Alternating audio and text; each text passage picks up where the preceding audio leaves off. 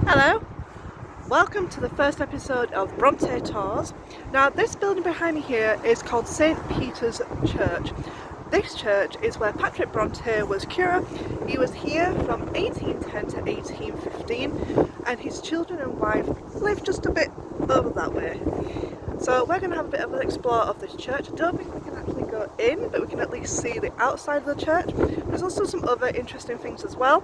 So this area is known as Hartshead, or just off Windy Bank in West Yorkshire. Sorry, it's very windy today. But there's some other interesting things in this churchyard as well, which I will show you.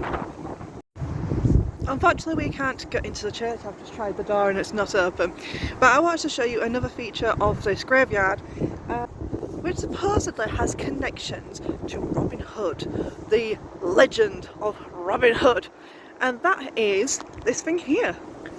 So this what remains of the tree, this tree here is said to be the very tree that Robin Hood took the wood from to make his final arrow, the arrow he shot, that he said while he was dying, where this lands, I want to be buried there.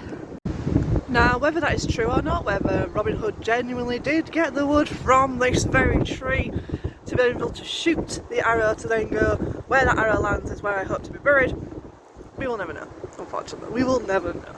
That's the wonderful thing about Robin Hood's story. We don't know if he was real, if it was multiple people, if it wasn't real at all, if it was just the work of someone's imagination.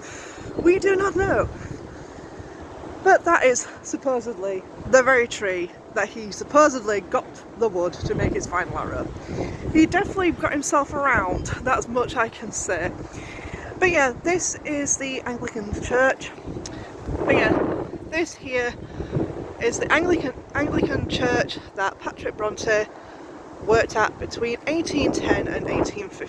And then after 1815 he was given a position in Brontë, which I will take you on a later date.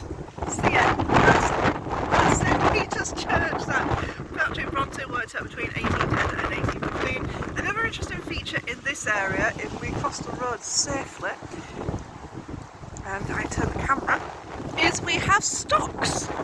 We have stocks. They're meant to be original. Whether they are is a different matter. And the other interesting thing as well is we have this here. Now this is what would be used as a step up to basically get onto your horse. This is what I like to see, is just random history. If you just go for a walk, you'll be able to find multiple different things around you. But yeah, so that was St Peter's Church. So just behind me there is the house that Patrick and Mariah, his wife, first got when they first got married, and it is at the house just behind me, just there, that Mariah and Elizabeth Brontë, the first two children, were born. So Mariah Brontë was born in 1814. We don't know the actual day because unfortunately it was not recorded. But she was baptised up at St Peter's Parish where Patrick was working, and then a year later in February 1815, Elizabeth was also born at that house just up there. I don't want to get too close to it because someone does actually live there, so it's a bit weird to be recording someone's home. But yeah, they were born in a house just up here, and Patrick Brontë worked at St Peter's Parish, which is quite a way away in all fairness. But yeah, another location in this area as well is in Mirfield. You have Roe Head School. Now I'm not going to take you to Roe Head because it is now a private school. It's not like a school anymore, it's a special needs place, and yeah, you cannot go onto the property at all. So I am not going to take you to Roe Head School, but Roe Head School is where Charlotte went to study, and then she became a teacher, and then also her younger sister Anne also went to Roe Head School where she was the teacher to her own baby sister. But unfortunately I cannot show you that location because the building is on private property and we can't go there unfortunately.